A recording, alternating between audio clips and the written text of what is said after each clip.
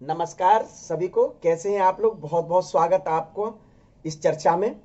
Principle of inheritance and variations के 11 number के part में आज आप और हम लोग बहुकारकी आनुवांशिकता पॉलीजेनिक इनहेरिटेंस पर चर्चा करेंगे। तो सबसे पहले पॉलीजेनिक इनहेरिटेंस की डेफिनेशन देखते हैं, क्या होती बहुकार की आनुवांशिकता होती क्या है। इसकी डेफिनेशन सबसे देखते हैं। जब किसी जीव में एक लक्षण, लिख लीजिए आप लोग,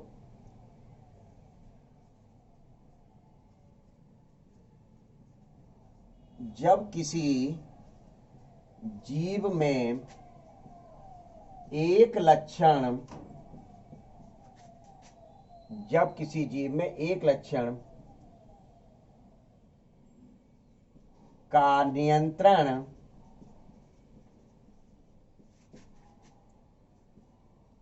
एक जीन या एलील्स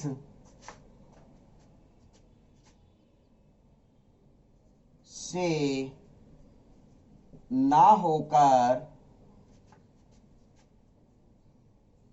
एक से अधिक जीन या एलील्स के जोड़ों के द्वारा नियंत्रित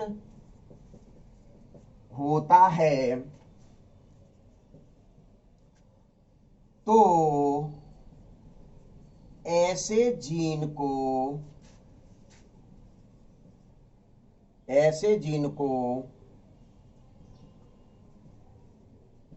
पॉलीजीन तथा क्रिया को पॉलीजेनिक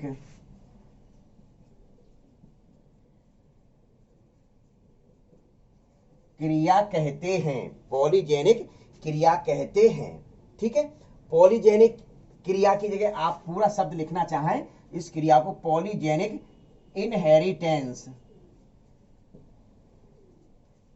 इनहेरिटेंस अर्थात बहुकारकीय आनुवांशिकता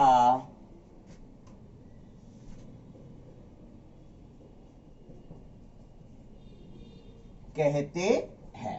ये इसे बहुकार की आनुवांशिकता तो कहा ही जाता है, इसको परिमाणात्मक आनुवांशिकता के नाम से भी जाना जाता है। इसे परिमाणात्मक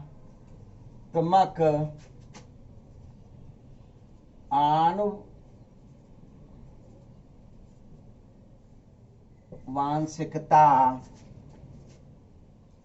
ब्रैकेट में क्वांटिटेटिव इनहेरिटेंस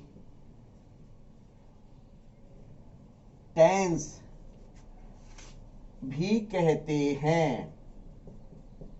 स्वाभाविक है, जब कोई लक्षण एक जीन की अपेक्षा 2 या 3 जीन्स के द्वारा नियंत्रित रहता है, यानी एक से अधिक जीन्स के द्वारा कोई लक्षण नियंत्रित रह रहा है, तो इस वजह से इसको, उस जीन को तो पॉलीजीन कह दिया। उस जीन को क्या कह दिया? पॉलीजीन कह दिया।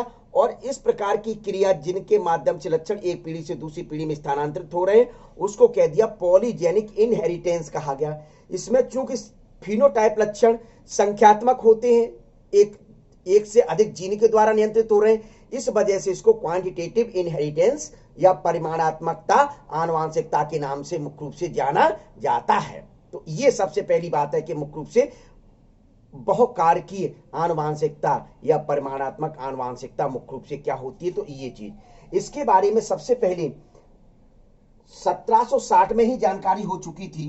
क्या 1760 में ही जानकारी मुख्य रूप से हुई थी। और कौन से वैज्ञानिक ने मुख्य रूप से? कॉल र्यूटर तथा गाल्टन ने। किसको जानकारी थी? कॉल र्यूटर तथा गाल्टन वैज्ञानिक को थी। इन्होंने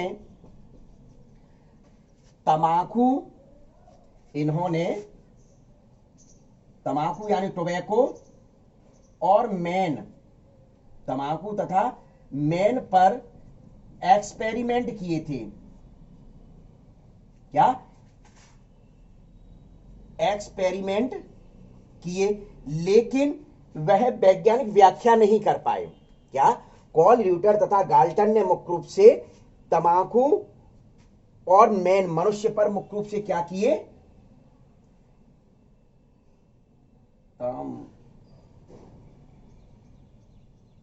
तंबाकू और मनुष्य पर एक्सपेरिमेंट किए, लेकिन वह व्याख्या विस्तृत रूप से नहीं कर पाए। क्लियर, पहली चीज तो ये। दूसरा, 1908 में, क्या 1908 में वैज्ञानिक थे, कौन से, निल्सन आहेले तथा ई.एम. ईस्ट ने बहुकार की आनुवांशिकता का प्रतिपादन किया। निल्सन आहेले तथा ई.एम. ईस्ट ने पॉलीजेनिक इनहेरिटेंस का प्रतिपादन किया। पहली चीज, ये दो वैज्ञानिक नाम बिल्कुल कंठस्थ कर लीजिए, ये आ गया। फिर 1913 में डेवेनपोर्ट थे, डेवेनपोर्ट वैज्ञानिक, कौन से वैज्ञानिक ने, डेवेनपोर्ट वैज्ञानिक ने ह्यूमन स्किन कलर, क्या ह्यूमन स्किन कलर को लेकर एक्सपेरिमेंट किए। क्या ह्यूमन स्किन कलर को लेकर एक्सपेरिमेंट किए। संयुक्त राज्य अमेरिका की, संयुक्त राज्य यूएसए, क्या विशेष ध्यान रख लें, संयुक्त राज्य अमेरिका यानी यूएसए की दो जातियां जो थीं, यूएसए में श्वेत यानी व्हाइट और एंड निग्रो, क्या निग्रो इस स्पीसीज में मुख्य रूप से इन्होंने क्या किया, इनके बीच में एक नियंत्रित विवाह संबंध स्थापित किए। व्हाइट यानी श्वेत और निग्रो जाति के मनुष्यों के बीच में नियंत्रित विवाह संबंध स्थापित किए और उनसे प्राप्त त्वचा रंग का अध्ययन किया।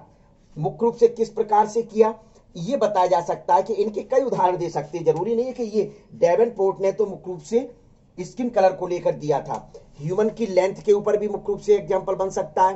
क्या ह्यूमन की बुद्धि का विकास के ऊपर भी एग्जाम्पल बन सकता है, या फिर आप बता सकते हैं गेहूं के दानों के रंग का भी एग्जाम्पल मुख्य रूप से बहु कारकीय आनुवांशिकता के अंतर्गत मुख्य रूप से ले सकती है। लेकिन चूंकि डेवेनपोर्ट ने 1913 में मुख्य रूप से यूएसए के श्वेत एवं निग्रो जाति के लोगों के बीच नियंत्रित विवाह संबंध स्थापित करके जो रंग प्राप्त हुआ, उस रंग का मुख्य रूप से अध्ययन इनके द्वारा किया गया था।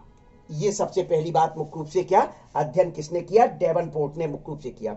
इन वैज्ञानिकों का मानना था कि यदि टू पेयर जीन को लेकर क्रॉस कराते हैं, टू पेयर जीन को लेकर मुख्य रूप से यदि क्रॉस कराया जाता है तो 5 प्रकार के 5 टाइप के फिनोटाइप कैरेक्टर प्राप्त होते हैं।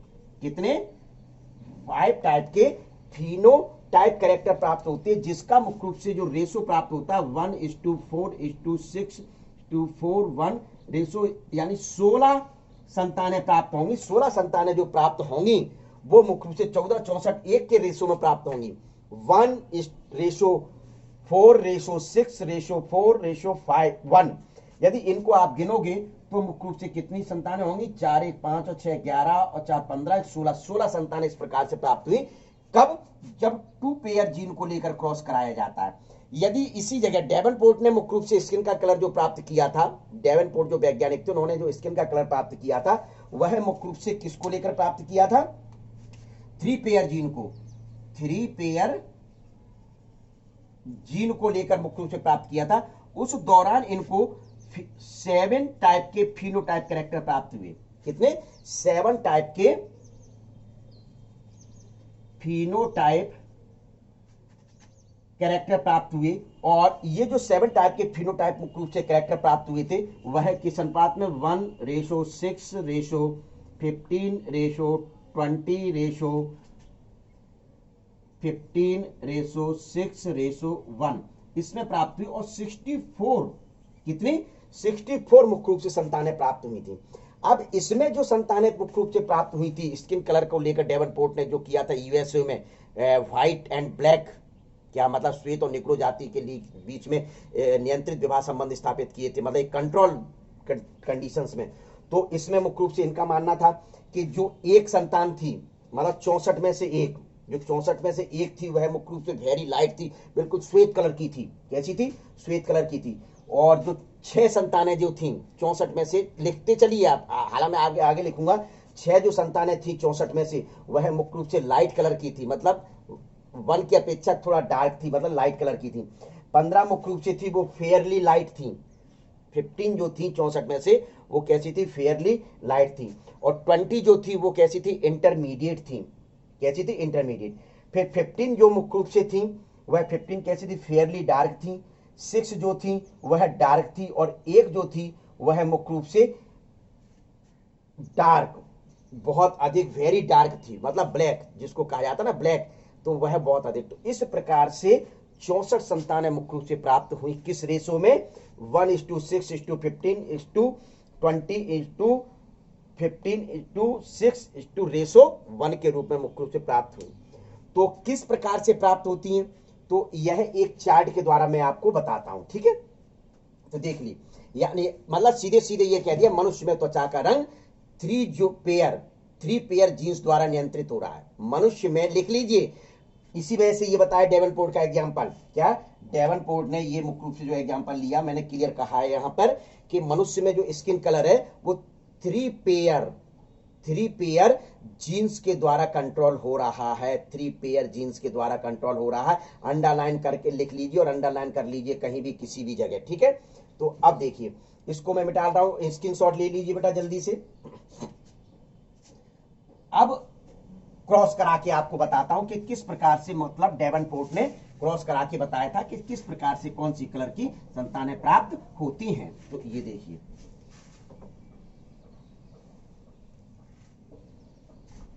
अब ये तो आप लिखी, जो कि पॉलीजेनिक इनहेरिटेंस, इसको भी मैं मिटा देता हूं, ऊपर केवल बना रहेगा, ठीक है ना?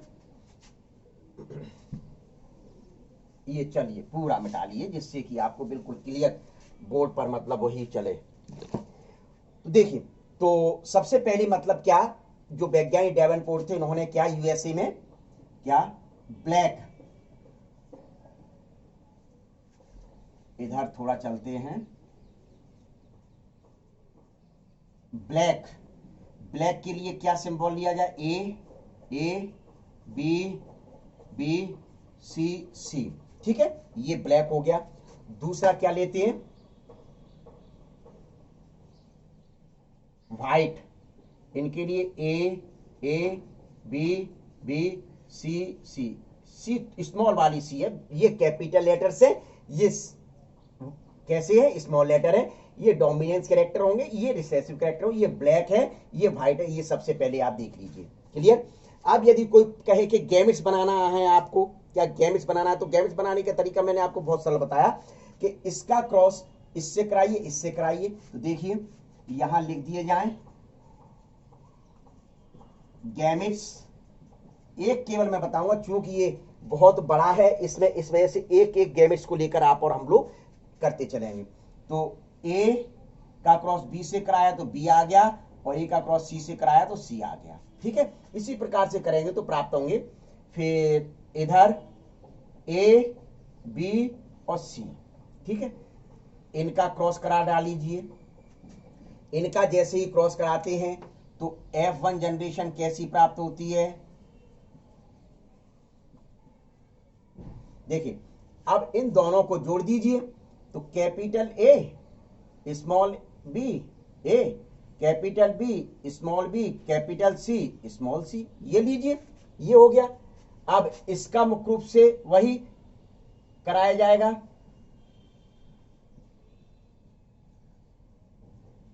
सेल्फ क्रॉस कराते हैं तो सीधे सीधे ए,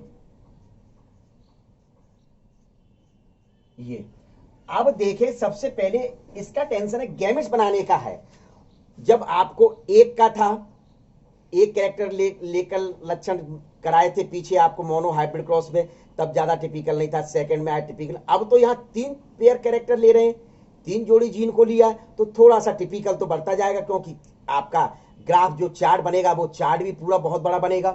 तो इसमें मुख्य रूप से सबसे पहले आप इनके F2 जनरेशन के लिए ये जो जनरेशन प्राप्त हुई है इसके बारे में पहले चर्चा कर लें। तो F1 जनरेशन जो प्राप्त होती है वह किस प्रकार की प्राप्त होती है? ये जो जनरेशन प्राप्त हुई है ये इंटरमीडिएट प्राप्त हुई है। कैसी प्राप्त हुई है? इंटरमीडिएट प्राप्त हुई है, यानी कि ये जो संतानें प्राप्त हुई हैं F1 जनरेशन की, ये इंटरमीडिएट प्राप्त हुई, यानी बीच के कलर की मुख्य रूप से प्राप्त होती है। तो वही क्या है? इंटरमीडिएट कलर है। अब जब F2 जनरेशन में जाकर इनका क्रॉस कराते हैं, क्या F2 जनरेशन में जाकर इनका क्रॉस होता है तो किस प्रकार की संतानें प्राप्त होती है? तो F2 जनरेशन में मुख्य रूप से जो संतानें जो प्राप्त होती है उसका मुख्य रूप से जो प्राप्त होता है वो 7 फिनोटाइप प्राप्त होते हैं। कितने प्राप्त होते हैं? 7 फिनोटाइप कैरेक्टर प्राप्त होते हैं। कितने? F2 जनरेशन में कितने प्राप्त हुए? 7 फिनोटाइप। जिससे ध्यान रखना, अभी चार्ट के द्वारा भी बताया जाएगा, 7 फिनोटाइप कैरेक्टर मुख्य रूप से प्राप्त हुए। और ये किस रेशो में प्राप्त होते हैं? ये जो रेशो जो होता है वह किस रेशो में प्राप्त होता है? 8, 6, 15, 20, 15, 6, 1 रेशो, इस प्रकार से मुख्य रूप से प्राप्त होता है। तो यहां यदि आप देखेंगे, इनको गिनेंगे तो 64 3 पेयर, कितने पेयर को लेकर किया था आपने? 3 पेयर को लेकर किया था। तो 64 मुख्य रूप से ऑफ स्प्रिंग यानी संतानें प्राप्त होती हैं, संतानें मुख्य रूप से प्राप्त हुई, जिसमें मनुष्य की त्वचा का रंग 3 जोड़ी पेयर के द्वारा आपने बताया। तो स्वाभाविक है कि इसमें ये जैसे लिया जाए तो 1/64 यानी 64 में से एक जो संतान प्राप्त हुई है, 64 में से जो एक संतान प्राप्त हुई है वह कैसी होगी? Very light. कैसी होगी? वेरी लाइट होगी, यानी कि व्हाइट कलर होगा। कौन सा कलर होगा? व्हाइट कलर होगा। विशेष ध्यान रख लीजिए, 64 में से 64 में से 6 जो संतानें प्राप्त होती हैं, कितनी संतानें? 6 जो संतानें प्राप्त होती हैं वह लाइट कलर की प्राप्त होती है। कैसी प्राप्त होती है? वो लाइट कलर की मुख्य रूप से प्राप्त होती हैं। फिर ये हो गया, ये हो गया 15 जो संतानें प्राप्त हुई उनकी त्वचा का रंग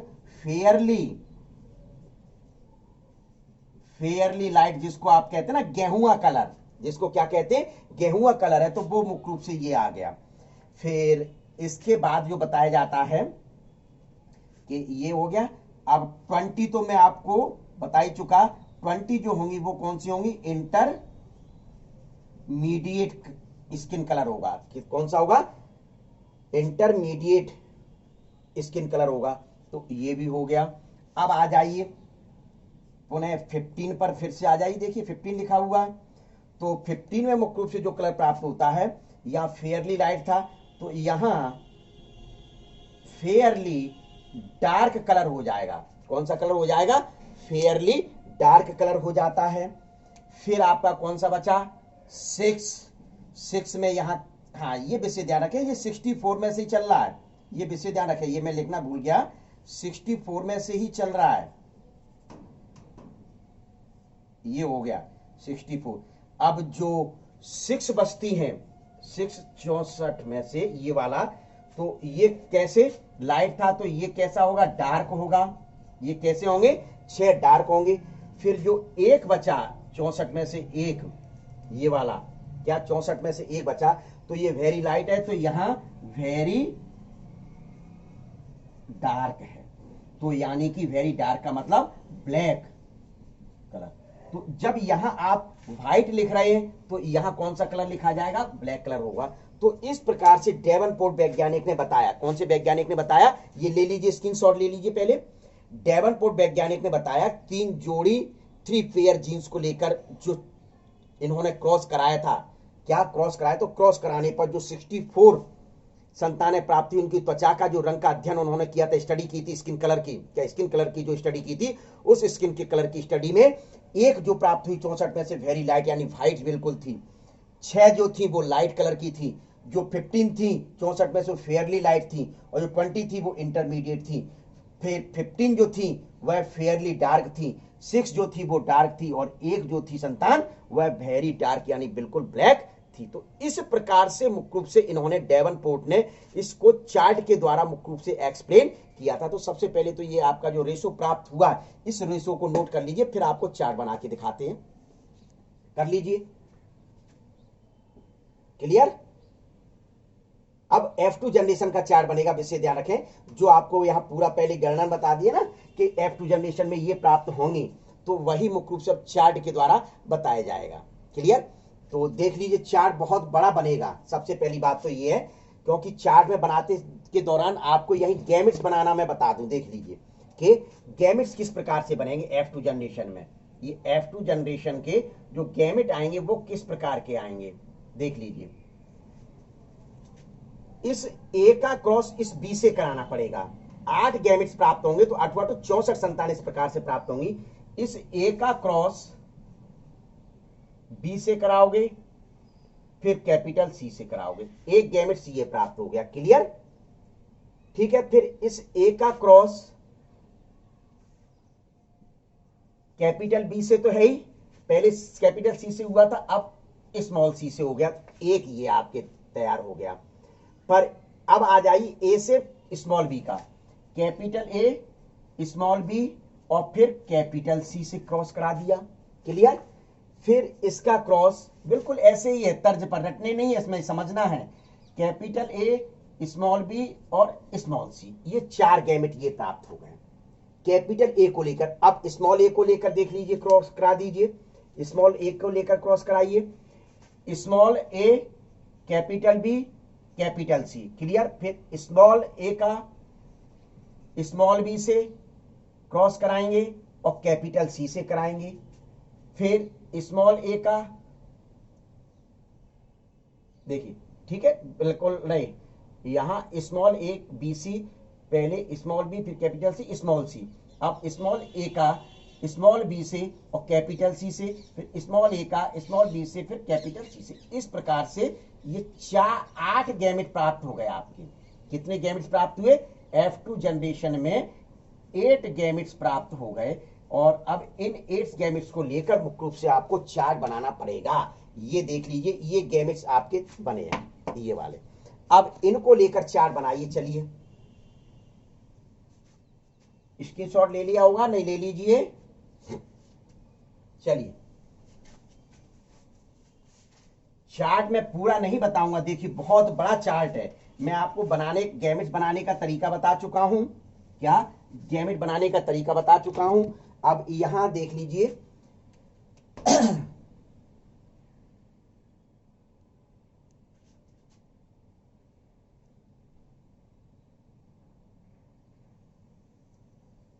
इस प्रकार से 64 गैमेट्स का है, तो थोड़ा सा तो टाइम भी लगेगा, लाइन भी टेढ़ी होगी, ये विशेष ध्यान रखना, क्योंकि मैं लाइन मेरी वैसे ही टेढ़ी जाती है। ठीक है, तो यहां से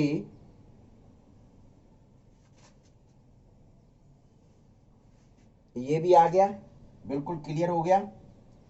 अब देखिए, तो गैमेट आपको मैं फिर एक बार फिर लिख रहा हूं कि F1 जनरेशन अपनी जो प्राप्त हुई थी वह क्या थी? F1 generation, F1 generation capital A small B, capital B small B और कैपिटल सी स्मॉल सी। ये कैसी थी?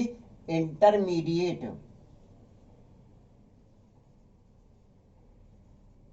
कैसी थी? इंटरमीडिएट। इसका सेल्फ क्रॉस कराया था तो गैमेट्स प्राप्त होंगे। तो गैमेट्स के लिए मुख्य रूप से सबसे पहले तो आप यही करें कि एक लाइन यहां खींच दें और लिखने के लिए गैमेट्स लिखे जाएंगे। तो एक लाइन मुख्य रूप से यहां खींचते हैं। क्लियर? तो देखिए आपको 8 लाइनें खींचनी पड़ेंगी, तो 8 लाइन के लिए थोड़ा सा मशक्कत इधर भी कर लें, इस साइड एक लाइन इधर भी खींच दें, तो जिससे कि 8 लाइन सही आ जाएंगी और कुछ नहीं होगा। ये गैमेट्स का पोर्शन बना दिया मैंने, गैमेट्स यहां लिखा जाएगा। ठीक है, तो गैमेट्स के लिए सबसे पहले तो वो सिंबल बनता ही है, तो ये बना दिया गया। क्या? ये सिंबल बना दिया, यहां तक कोई समस्या नहीं है भाई। तो देखिए 1 गिनते चलिए, 2 8 बनेंगे, 3 4 5 6 7। देखिए 1 2 3 4 5 6 7 8 कॉलम हो गए। ठीक है, अब ऐसे ही नीचे खींच डालिए 8 column, 1 2 3 1 2 3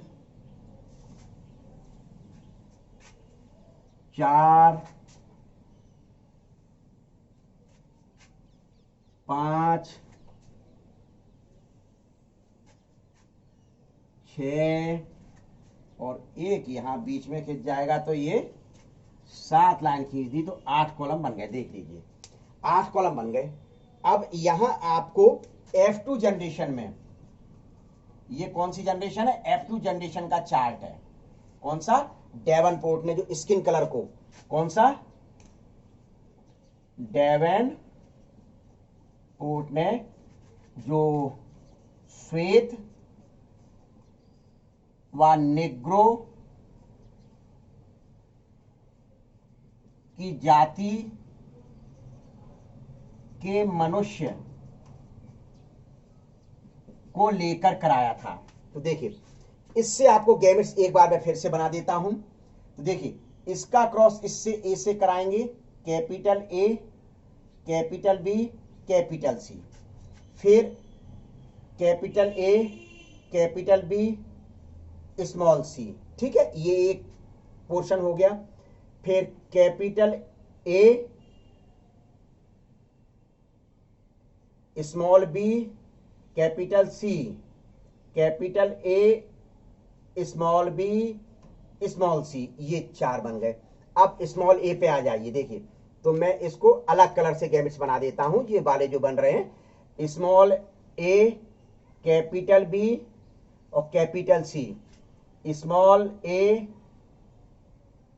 capital B, small C, small A, small B, capital C, small A, small B और कैपिटल सी। इस प्रकार से आप गैमेट्स बना सकते हैं। तो 8 ये गैमेट आपके बन गए। ठीक है, तो अब यही गैमेट्स रिपीट में यहां लिख दिए जाएं,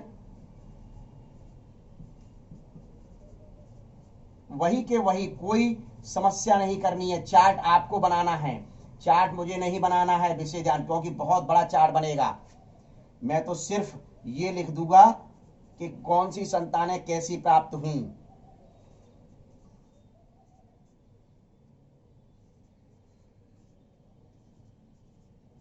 ये आपके गैमेट्स हो गए। अब इसका क्रॉस इन चारों से कराएंगे तो इसमें आएगा, इसका क्रॉस इन चारों से कराएंगे इसमें आएगा। तो इस प्रकार से 64, कितने?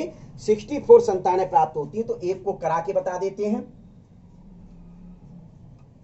ये देख लीजिए, बिल्कुल सिंपल है, कोई समस्या ही नहीं है। यदि इस चार्ट को समझ लीजिए, पढ़ लिया आपने, तो ये मान के चलिए आपकी जेनेटिक्स समाप्त हो गई, समझने में कोई समस्या ही नहीं आएगी।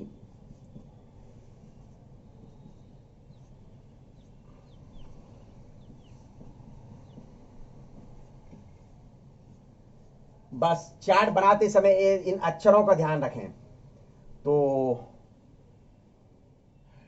Capital A, small B, B C C, फिर capital A, small A, B, B, C, C, फिर देख लीजिए ए, बी, बी, सी, सी, यहां ये, फिर capital A, small B, is A, B, B, C, C. इस प्रकार से मुख्य रूप से ये आपके पास कितनी आ गई, 1 2 3 4 5 6 7 8, कितनी संतानें हो गई, कितनी संतानें हो गई, 8 संतानें हो गई। कितनी संतानें हो गई, 8 संतानें मुख्य रूप से हो गई। इस प्रकार से यदि सभी का क्रॉस यहां कराएंगे तो आपके प्राप्त होगी। भाई करा सकते हैं कि नहीं करा सकते, यदि मैं यही क्रॉस कराऊंगा तो बहुत टाइम लग जाएगा। तो आपको मैं सिर्फ रेशो बता देता हूं कि कौन सा रेशो कैसे प्राप्त हुआ था, या कौन सा रेशो प्राप्त कैसे मुख्य रूप से हुआ था। तो आपको मैं एक बार पुनः मुख्य रूप से रेशो में लेकर जा रहा हूं। देखिए कैसा संतानें प्राप्त हुई थी, एक रेशो था 6, 15, 20,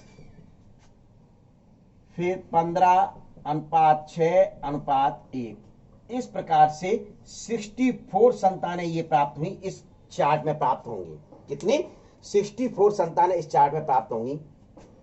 तो जो एक प्राप्त हुई 64, तो ये मुख्य रूप से जो एक थी वो कैसी, अभी मैं पीछे भी बता के आया हूं, डबल रिपीट कर रहा हूं, तो ये ध्यान रखना कैसी थी, वेरी लाइट। कैसी थी, वेरी लाइट। और ये वेरी लाइट यानी कि कैसी होगी, व्हाइट कलर। कैसा कलर होगा, बिल्कुल व्हाइट कलर के मुख्य रूप से लोग होंगे। ठीक है, ये फिर जो 6 थी 64 में से जो 6 मुख्य रूप से प्राप्त हुए थे वो कैसे प्राप्त हुए थे, लाइट प्राप्त होंगे। आप चार्ट बना के गिनते रहना, यदि नहीं आए समझ में तो आप पूछ लेना, और नहीं तो आपके उसमें बने हुए हैं। 64 मुख्य रूप से जो थे वो किस प्रकार के थे, लाइट कलर के थे, ये वाले। फिर 15, 64 में से 64 में से जो 15 थे वह 15 मुख्य रूप से कैसे थे, फेयरली, कैसे थे, फेयरली लाइट थे। ठीक है, तो ये मुख्य रूप से आपका ये जो कॉलम आया वह है लाइट कलर का कॉलम आया। कैसा कॉलम आया, लाइट कलर का कॉलम आया। ठीक है, एक तो ये चल ही रहा है, ये इंटरमीडिएट ये चल रहा है, ये इस प्रकार की जो प्राप्त हुई थी इंटरमीडिएट की, तो वो कैसी थी, ये था इंटरमीडिएट। ठीक है, तो ये हो गया। अब देखिए यहां फिर 15, 60 आउट ऑफ 64 में से, तो देखिए इसका जो था 15 का रेशो या फेयरली लाइट था, तो यहां हो जाएगा फेयरली डार्क, जिसको सांवला बोलते हैं, जिसको क्या बोलते हैं ना, सांवले कलर का। ठीक है, तो ये था। फिर 64 में से, तो यहां देखिए ये कैसा था, लाइट था, तो यहां कैसा हो जाएगा, ये डार्क हो जाएगा। कैसा हो जाएगा, डार्क हो जाएगा। एक 64 में से था, देखिए यहां एक 64 में से कैसा था, वेरी लाइट था, तो ये कैसा होगा, वेरी डार्क अर्थात ब्लैक। इस प्रकार से मुख्य रूप से डेवनपोर्ट ने 3 पेयर जीन्स को लेकर यूएसए की व्हाइट एंड निग्रो के बीच में एक नियंत्रित ढंग से विवाह संबंधित अपनाकर स्किन कलर का स्टडी किया था। क्या स्किन कलर की स्टडी की थी। तो चार्ट बनाने में आपको कोई प्रॉब्लम नहीं, केवल आंकड़े निकालने में प्रॉब्लम आती है, वो मैंने आपको बता दिए कि 3 पेयर को लेकर किया गया। तो 7 पेयर कैरेक्टर, कितने, 7 फिनोटाइप प्राप्त हुए थे। कितने प्राप्त हुए थे, 7 फिनोटाइप मुख्य रूप से प्राप्त हुए थे। और चार्ट तो वही है, इसका क्रॉस इससे कराओगे तो इसमें आएगा, इसका क्रॉस इससे कराओगे तो इसमें, इस वाली लाइन में आएगा। तो चार्ट बनाने में कहीं कोई समस्या आप लोगों को नहीं आएगी, मैं समझता हूं। तो इसका भी स्क्रीनशॉट ले लीजिए एक बार पुनः, किस प्रकार की संतानें प्राप्त हुई थी। तो यही मुख्य रूप से यही जो क्रिया थी, यही क्रिया पॉलीजेनिक इनहेरिटेंस कहलाती है। क्या कहलाती है, बहुकारकी आनुवांशिकता कहलाती है, जिसका अध्ययन 1913 में 1913 में डेवनपोर्ट ने यूएसए के व्हाइट एंड निग्रो को लेकर क्रॉस कराकर स्किन कलर की स्टडी की थी। तो ये आप देख लीजिए।